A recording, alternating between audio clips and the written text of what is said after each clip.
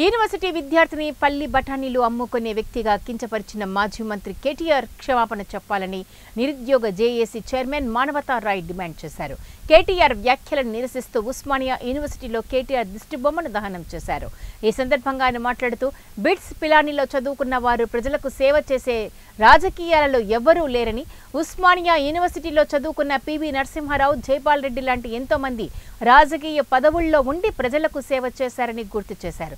ఎంతో మంది యూనివర్సిటీ విద్యార్థులు ఎమ్మెల్సీ అభ్యర్థి మల్లన్నను పల్లి బఠానీ అమ్ముకునే వ్యక్తిగా కించపరిచిన కేటీఆర్ ఉస్మానియా యూనివర్సిటీ విద్యార్థులను అవమానించినట్లేనని ఆగ్రహం వ్యక్తం చేశారు. అసెంబ్లీ ఎన్నికల్లో ప్రజలు తీర్పునిచ్చిన వారు ఇంకా తమ పంతాను మార్చుకోకుండా తమ ఇష్టానురీతిన మాట్లాడుతున్నారని అన్నారు.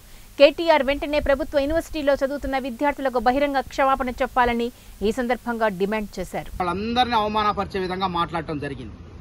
అందుకు నిరసనగా ఈరోజు నిరుద్యోగ జేఏసీ ఆధ్వర్యంలో ఉస్మానియా యూనివర్సిటీ ఆర్ట్స్ కళాశాల వద్ద కేటీఆర్ గారి యొక్క దిష్టిబొమ్మను దగ్ధం చేయడం జరిగింది.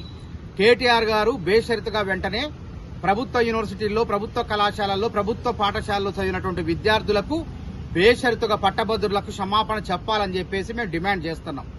అంటే మీకు అంత లోకువయ్యారా? ప్రభుత్వ యూనివర్సిటీలో, ప్రభుత్వ పాఠశాలలో చదివే వాళ్ళు అంటే బిట్స్ పిలానీ వాళ్లే గొప్పవాళ్ళ? ఎక్కడ గొప్పవాళ్ళయ్యారు చెప్పండి? ఉస్మానియా, కాకతీయ, ఇతర ప్రభుత్వ యూనివర్సిటీలో చదివిన వాళ్ళు ప్రభుత్వ ఉద్యోగులుగా కానిస్టేబుల్ దగ్గర నుంచి, ఎస్ఐ దగ్గర నుంచి, సిఐ దగ్గర నుంచి, డిఎస్పీ దగ్గర నుంచి ఐపీఎస్ ఆఫీసర్లు, ఐఏఎస్ ఆఫీసర్లు అయ్యారు. వాళ్ళంతా దేశానికి, ప్రజలకు సేవ చేస్తున్నారు.